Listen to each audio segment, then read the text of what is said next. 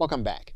Now what you can also do is you can integrate your email provider with your Wishlist member installation.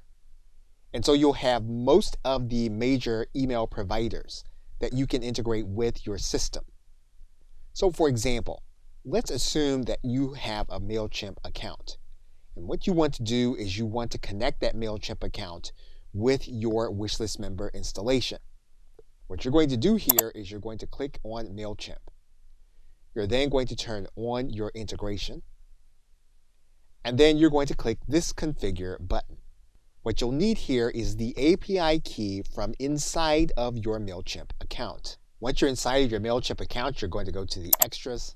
You're then going to click on API Keys. You'll then want to click this link that says Create a Key, and you're going to take that key and then head back to your Wishlist member installation. Once you save and close, your Mailchimp will then be connected. Now the same process is going to be different for every autoresponder.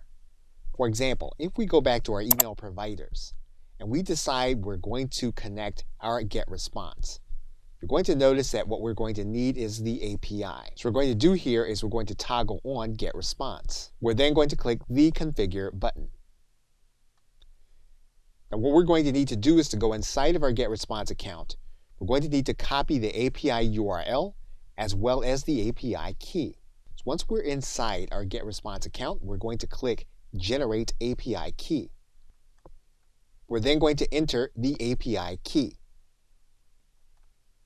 Once you do that, then your email provider will then be connected to your Wishlist member installation. Okay, so with that, thanks, and I will see you in another video.